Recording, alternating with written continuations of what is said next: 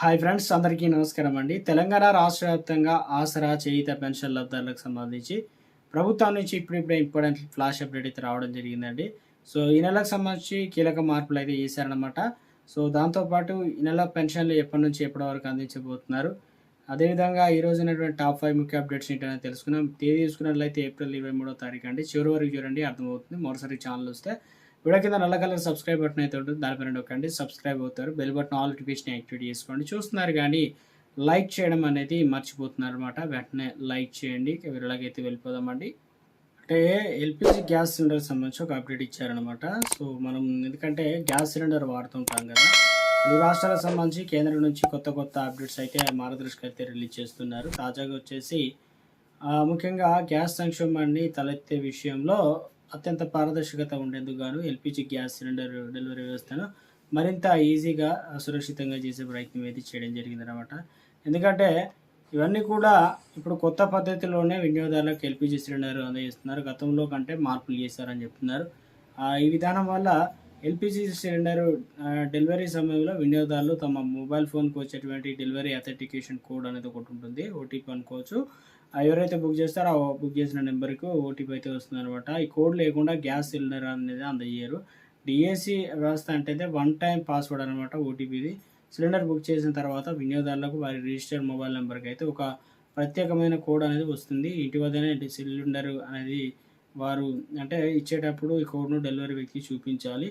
సరైన code చూపించకపోతే delivery అనేది ఇక్కడ నుంచి రద్దు చేయడం జరుగుతుంది అనమాట. సో దీనివల్ల దొంగతనాలు, నకిలీ డెలివరీలు, తప్పుడు బిల్డింగ్లు, అదేవిధంగా గ్యాస్ దొంగతనాలు ఇవన్నీ కూడా నివారించడంతో పాటు ఎవరికైతే అర్హత ఉన్నారో, ఎవరైతే గ్యాస్ సిలిండర్ బుక్ చేస్తారో వారికి మాత్రమే అందుతుంది అనమాట. సో ఒక కీలక అప్డేట్ అనేది ఇచ్చే ప్రయత్నం అయితే చేయడం అయితే జరిగిందనమాట. ఇక తెలంగాణ రాష్ట్ర వ్యాప్తంగా చూసుకున్నట్లయితే ముఖ్యంగా ఈ రోజు ఉన్నటువంటి టాప్ 5 ముఖ్య అప్డేట్స్ అనేది ఒకసారి తెలుసుకునేటువంటి ప్రయత్నం అయితే చేద్దామండి మనం. మొట్టమొదటి అప్డేట్ వచ్చేసి మనకు పెట్టుబడి ఒప్పందాలు వేగంగా అమల్లోకి. ఇక పర్యవేక్షణ, రియల్ టైము డాష్బోర్డు, ఐటీ టవర్ల సద్వినియోగం చేయాలని చెప్పేసి సీఎం రేవంత్ రెడ్డి ఆదేశాలు అనమాట. ఇక మాజీ సీఎం ఆదెండ్ల ఇక లేరనమాట. అనారోగ్యంతో నెల రోజులుగా ఆసుపత్రిలో చికిత్స పొందుతూ పరిస్థితి విషమించిన కన్నుమూత అంటూ ఒక అప్డేట్ అనేది ఇవ్వడం అయితే జరిగిందనమాట. సో ఇక మరొక అప్డేట్ అనేది వచ్చిందనమాట. జస్టిస్ ఏదైతే ఘోష్ కమిషన్ సిఫారసులు అమలుకు అనర్హం, ఇక వాటి ఆధారంగానే చర్యలొద్దు. ఇక అదేవిధంగా కేసీఆర్, హరీష్ రావు సహా పిటిషనర్లకు ఊరట అనమాట. కాళేశ్వరం అవకతవకలపైన కమిషన్ ఏర్పాటు ఏకపక్షమేమీ కాదు, వాస్తవాలు తేల్చడానికి చట్టబద్ధంగా నెలకొల్పిందంటూ హైకోర్టు తీర్పు అనేది ఇచ్చిందనమాట. అంటే ముఖ్యంగా ప్రాథమిక హక్కులను, సహజ న్యాయసూత్రాలను విస్మరిస్తూ ఘోష్ ఇచ్చినటువంటి కమిషన్ నివేదికను చెల్లదని, దాని ఆధారంగా ఎలాంటి చర్యలు తీసుకోకూడదని చెప్పేసి హైకోర్టు ఇచ్చిన తీర్పు.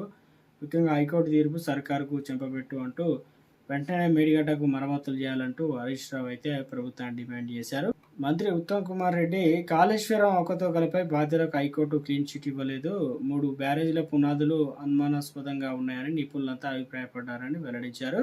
మరో అప్డేట్, రాష్ట్ర వ్యాప్తంగా తొలి రోజు ఆర్టీసీ సమ్మె అనేది ప్రశాంతంగా. ఉదయం నుంచి విధులకు దూరంగా కార్మికులు పలు చోట్ల అద్దె బస్సులకు నడిపిన యాజమాన్యం.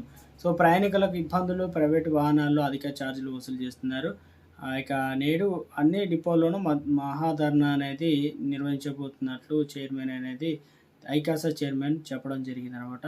సో తమకు గరిష్టంగా 10% ఫిట్మెంట్ ఇవ్వాలని వేతన సవరణ ఆర్టీసీ యాజమాన్యం సో కావాల్సిన డిమాండ్లన్నీ నెరవేర్చాలని చెప్పేసి ప్రభుత్వాన్ని కోరుతున్నారనమాట. ఇక మరొకటి, దాడులు నిరవధికంగా విరమణ. ఎందుకంటే యుద్ధం ఇప్పుడు ఇరాన్, అదేవిధంగా ఇజ్రాయెల్, అమెరికా సో యుద్ధం సంబంధించి ఏదైతే ఉందో యుద్ధ ముగింపుకు ఏకాభిప్రాయంతో రావాలని, అందుకు ఇరాన్ నేతలు సమయమనిస్తున్నాను.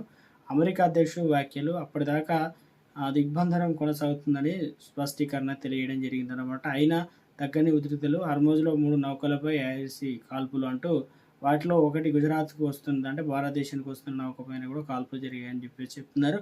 మలి విడత చర్చలపైన రాని స్పష్టత అంటున్నారు. అయితే పెట్రోల్, డీజిల్ ధరలు కూడా తర్వాత పెరుగుతాయనే దానిపైన కేంద్రం నుంచి ఒక లేటెస్ట్ అప్డేట్ అయితే ఇవ్వడం జరిగిందండి. అలాంటివి ఏమి పెరగవు అనే విధంగా చెప్తూ ఉన్నారన్నమాట. మొత్తానికి ఇప్పుడైతే తెలంగాణ రాష్ట్ర వ్యాప్తంగా ఆసరా పెన్షన్ లబ్ధాలకు సంబంధించి ప్రభుత్వం నుంచి ఇప్పుడిప్పుడే ఇంపార్టెంట్ ఫ్లాష్ అప్డేట్ అయితే రావడం జరిగిందండి. చాలామంది ఎదురు చూస్తున్నట్లుగానే సో రాష్ట్ర వ్యాప్తంగా పెన్షన్ల పంపిణీ అనేది ప్రభుత్వం ఇవ్వడానికి అన్ని ఏర్పాట్లు అయితే చేయడం జరిగిందనమాట. ఇందులో వచ్చేసి వృద్ధులు, వితంతువులు, ఒంటరి మహిళలు, అంటే ముఖ్యంగా ఏదైతే డయాలసిస్ పేషెంట్లు కావచ్చు, కలుగిత కార్మికులు కావచ్చు, వివిధ రకాల పెన్షన్లు, మొత్తం దివ్యాంగులు 11 రకాల పెన్షన్లు అనేది ప్రభుత్వం కల్పిస్తున్నారు. అయితే ముఖ్యంగా రాష్ట్ర వ్యాప్తంగా ముఖ గుర్తింపుతోనూ పెన్షన్ అంటే అధికారులకు అంటే రాష్ట్ర వ్యాప్తంగా పట్టణాల్లోనూ ఇప్పుడు గ్రామాల్లో అమలవుతున్న విధానాన్ని పట్టణాల్లోనూ సంక్షేమ పింఛన్లకు ముఖ గుర్తింపు ఫేషియల్ విధానాన్ని అమలు చేయాలని నిర్ణయం తీసుకోవడం జరిగింది ప్రభుత్వం. దీని కార్యాచరణ ఎలా ఉంటుంది ఏంటి అనేది అధికారులకు శిక్షణ అనేది తప్పనిసరి కాబట్టి సో ఇందుకు సంబంధించి జిల్లాల సమన్వయకర్తలు ఇప్పటికే శిక్షణ తీసుకున్నవారు ఇక అధికారులు ఎవరైతే ఉన్నారో వారితో పాటు పురపాలక కమిషనర్లకు, మండల పరిషత్ అభివృద్ధి అంటే అధికారులు, జిల్లా ప్రాజెక్టు మేనేజర్లు, వార్డు అధికారులు ఇందులో అయితే పాల్గొంటారు. పట్టణ ప్రాంత పేదరిక నిర్మూలన సంస్థ మెప్మా సిఇఓ దివ్యదేవరాజన్ దీనికి హాజరై మాట్లాడారనమాట. ఇప్పటికే గ్రామీణ ప్రాంతాల్లో ముఖ గుర్తింపు పెన్షన్ అనేది ఇస్తున్నామని, పట్టణ ప్రాంతాల్లోనూ త్వరలోనే ఇవన్నీ కూడా ప్రారంభిస్తామని చెప్పారు.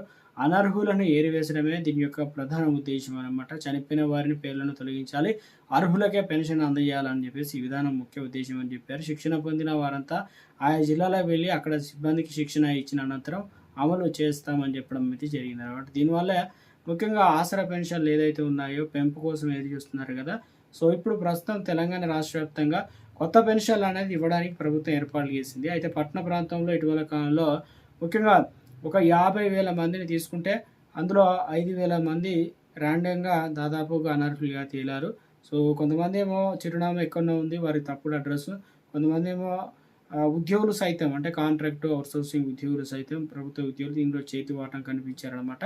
సో దివ్యాంగులు లేకపోయినా దివ్యాంగుల కోటాలో, అదేవిధంగా ఆసరా పెన్షన్లకు సంబంధించి చాలా రకాల సో చనిపోయిన వారికి కూడా 2-3 నెలలు సంవత్సరాల నుంచే పెన్షన్ పొందుతున్నారు. దీనికి ప్రధానంగా అకౌంట్ అనేది డైరెక్ట్ పడడం వల్ల మనకు పోస్ట్ ఆఫీస్ ద్వారా అందిస్తున్నారు, చేతికి అందిస్తున్నారు. ఇక అదేవిధంగా బ్యాంక్ అకౌంట్‌లో పైసలు పడుతున్నాయి కాబట్టి పట్టణాల్లో అయితే ఈ విధానం కొనసాగుతుంది.